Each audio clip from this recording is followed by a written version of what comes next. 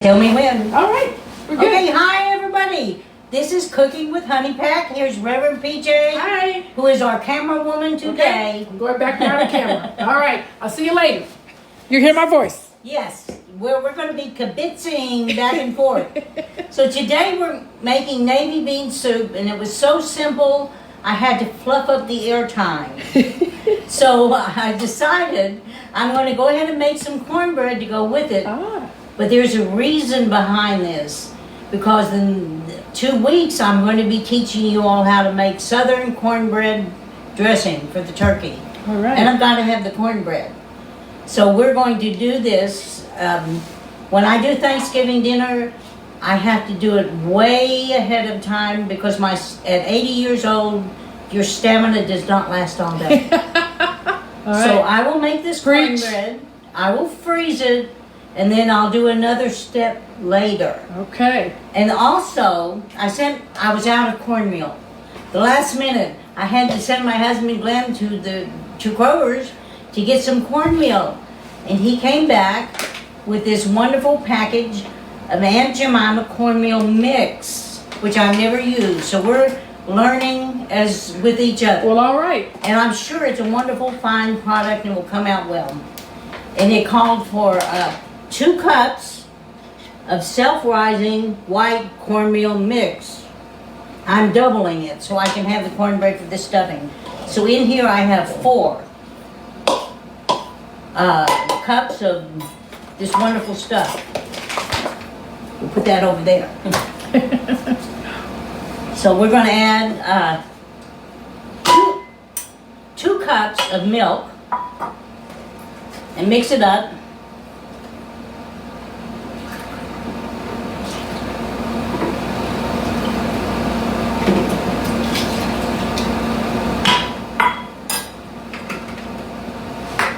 Two eggs,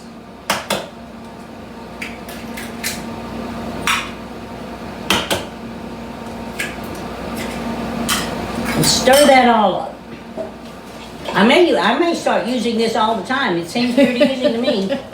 Now the one thing that I'm not doing, I like my cornbread sweet, but because the majority of this mix is going to go in the pan for the cornbread cubes, I put some sugar in the pan for our personal eating pleasure. Because I didn't want to make this sweet, because it just seems weird to have sweet cornbread dressing. So what is the difference, Pat, while you mix that up, between stuffing and dressing, or is there? Well, it was called stuffing originally, until we found out that it would give you E. coli if you jam the dressing into the bird. Aha. So we've learned to cook it separately, and then it became dressing. Gotcha. What it really is a savory bread pudding. Oh, true. Very good. Which we'll find out next time. What's that you just poured in? I just put in 6 tablespoons, double the amount of melted butter. Very good. So we're going to mix that all up.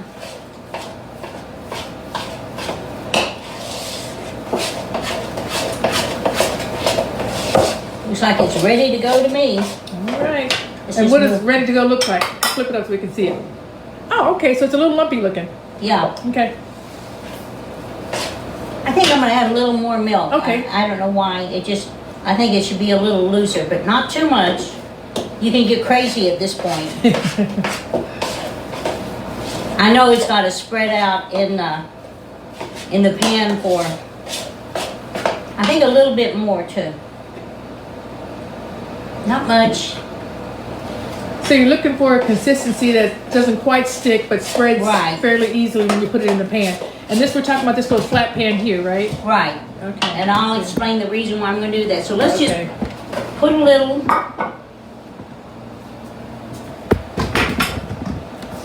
in here. Okay, then that's going to make it sweet. You're putting it in the pan Yeah, with the sugar. and then I'm going to mix this up with the sugar. Oh, okay. Ha!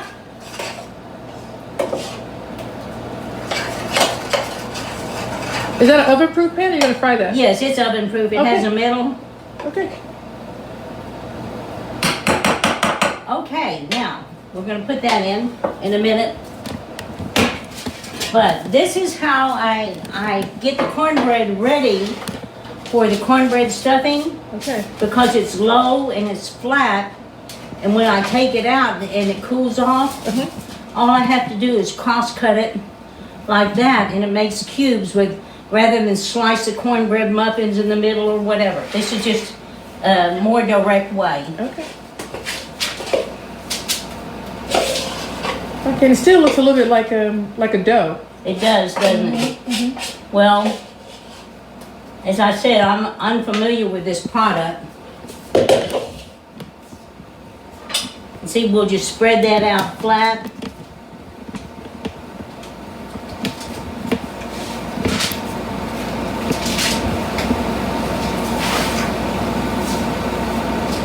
Well, you've got, what's that paper you've got in there? That's parchment paper. I like to use that because it's an easy cleanup, and when I cut the cubes, all I have to do is lift up the paper and pour it out. Gotcha. Okay. And these are going to be, it's going to be very narrow or flat, but it makes better cubes for the dressing. Okay. So this way I'm killing 2 birds with 1 stone. I don't have to worry about cornbread later. We'll put this in the oven and then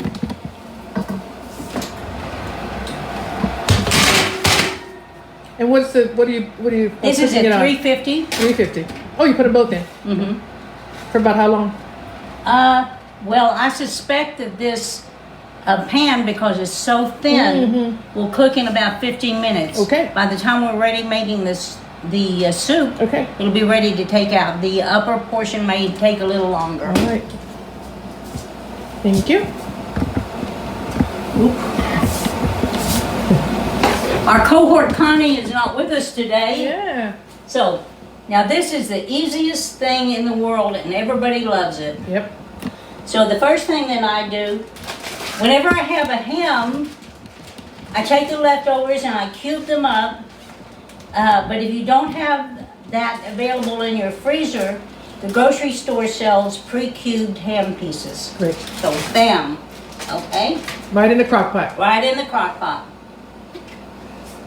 And how much ham did you put? Just as much as you want? Does it really matter? It's just what I had. Okay, very good. So it's just a little bit of flavor. Yeah. So, 1 onion. That's an onion. Okay. What did you do? Did you dice it? What did you do? I diced it. Diced onion. 1 diced onion. Okay. And this is a wonderful dish. If you're a working mom, or if you fix it before you go to church on Sunday, you come home, lunch is ready.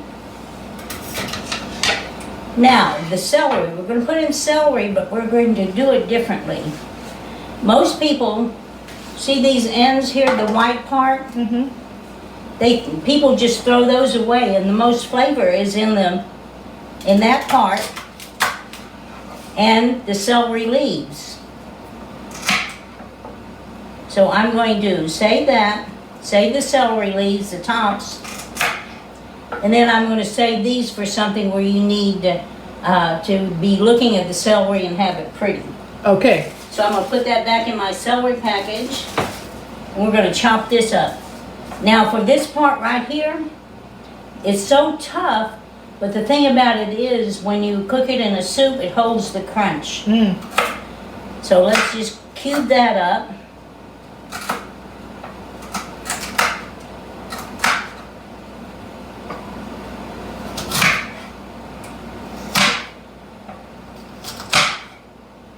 It smells really strong too. Smells good from here. So it's like the French don't throw anything away. Everything is used to enhance the flavor. So we'll put that in there. And then chop these up. Always, the leaves are the best part of the celery.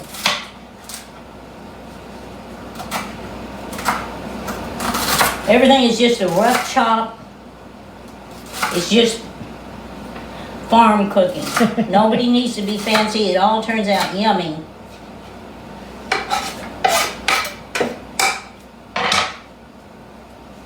And then this is 2 medium-sized cubed potatoes. You can have 1 big potato and cube it up. And if you'll notice that these are in water, if you want to get everything ready in advance, like we should do for this purpose to make things more efficient, you cube it up, and if it's in water, it doesn't turn brown. Very good. Otherwise, your potatoes, you can't do them in advance. There, potatoes. Right. Potatoes all in. Excellent. Okay, and 3 cloves of garlic.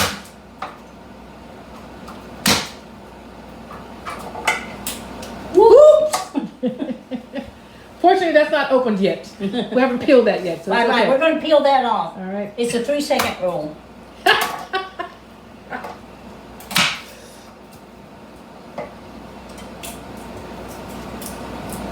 I wouldn't say my floors are clean enough to eat off of them. They're pretty clean. Clean enough.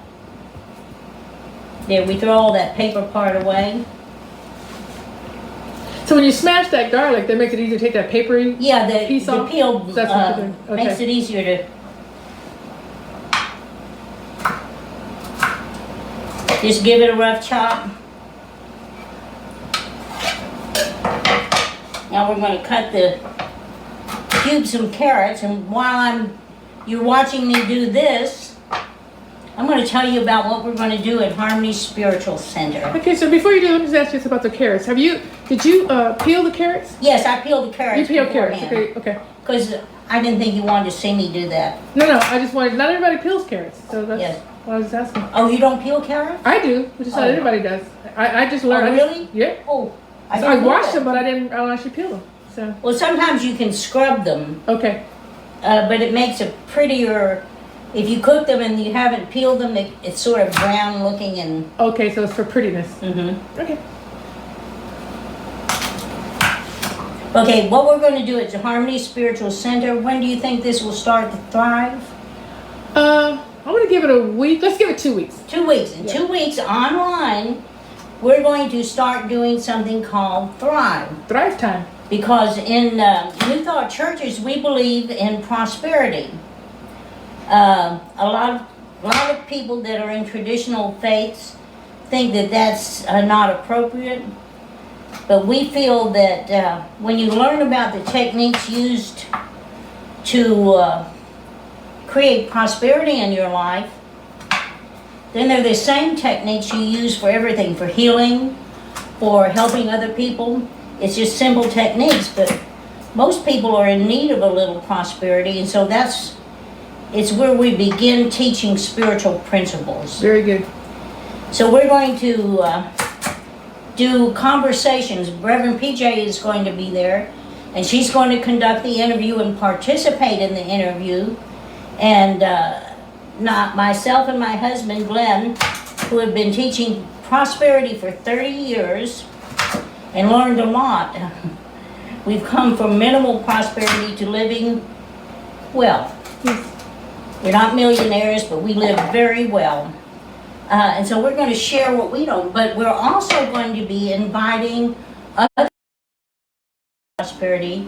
So it's going to be conversations with Reverend PJ and people that have made prosperity work in their life. Yes. So I think that that's something that the public's going to be needing, and it's something you can tune in on. Since we can't have church in person so much anymore, that's how we're going to do this. We want to keep you involved in learning truth principles. Yes. So we're very excited about that. So stay tuned and look for that information on our Facebook page. We'll put it on our website as well when we're going to start that, and it'll be on YouTube, and we'll have it in different places. So yes, stay tuned. So we're very excited about that. If there's any other spiritual principles that you want to know about, write it down in the comments section, or watch on Sunday and put it in the comment section. Call Reverend PJ. Yeah. And we'll be glad to share whatever it is, however we understand your question. Whether it's how to heal, how to have a healing attitude, just all sorts of things. But there are definite principles using energy and your own energy, and what is it in your energy that's blocking your good. Correct. So we're going to be talking about things like that because we've seen it work. There, carrots. All right. Bam, bam. Thank you, ma'am. Okay. And now that's the basis of the soup. We're going to add 1 quart of chicken stock. And you're just using regular, you don't need to use low sodium, just regular chicken stock? Whatever you want to use. If you're having blood pressure problems, by all means get low sodium. I think I'm missing something important here. Bay leaf. The beans. It is navy bean soup, isn't it?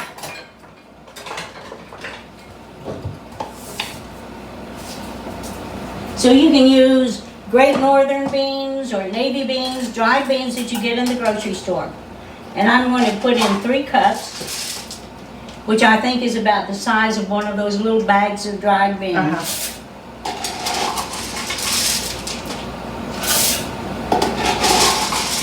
Otherwise, I would have had carrot soup. Which is good too. Okay, and then because we're going to leave it for 4 hours in the crock pot, I'm going to put an equal amount of water. So let me go over here and get some water.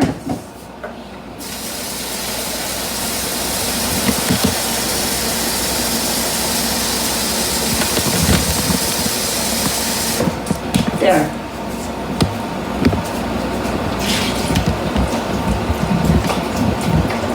Oh, I smell the cornbread. Oh, really? It's not burning, it just smells like it's cooking. Okay, there's that.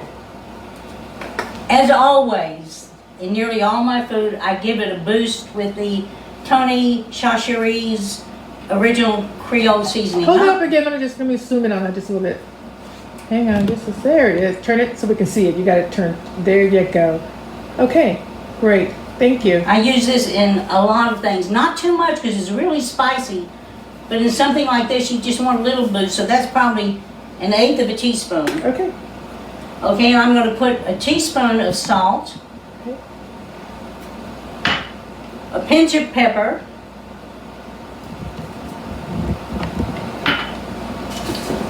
and now I'm going to stir it up before I do the rest. I want to get it all stirred and all ready to cook. So get all that mixed up where everything is there. Because I'm going to now stick the bay leaves in here on the edge.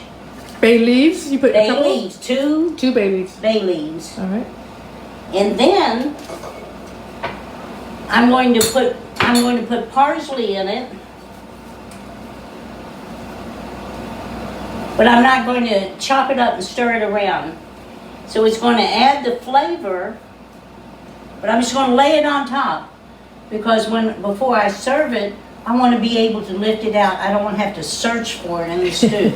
So I'm just going to lay that on top, poke it in a little bit. And this is thyme from my garden. If you don't have thyme in your garden, then put it in before you stir it up. Just get it from your spice rack. But I'm just going to lay this on top. There. And I'm going to turn it on. Maybe if I plug it in. I'm just going to move it over here and turn it on later. Very good. Let's check the cornbread. All right.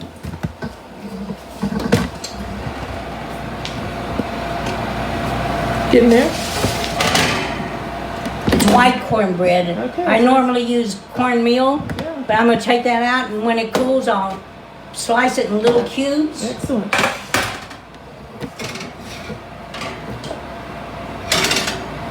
I'm going to let that cook a little longer. All right. Okay.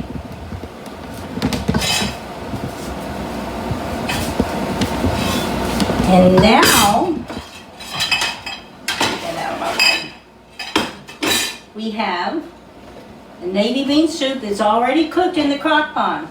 So this is what you get when you come home from work. Bam, bam, bam. If you want cornbread, you can cook it before and then microwave the little muffins.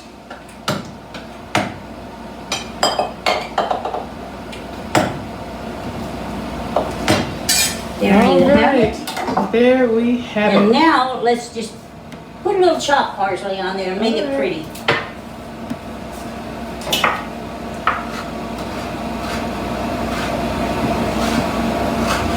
And see how easy that was? Yeah. I even had to fluff up the airtime with cornbread. That's how quick you can get your lunch ready before you go to work. And there you have it. All right, just beautiful. Now next week, we're going to learn how to make cornbread stuffing. This is at the request of my kids, so they can have it even after I die. They'll have it on they're going to put it on YouTube, so I may die, the recipe won't. Stuff happens. And I'm also going to make a sweet potato casserole that has some banana and rum in it. Woo-hoo! Sounds fabulous. You don't know the bananas there, it gets a little tang.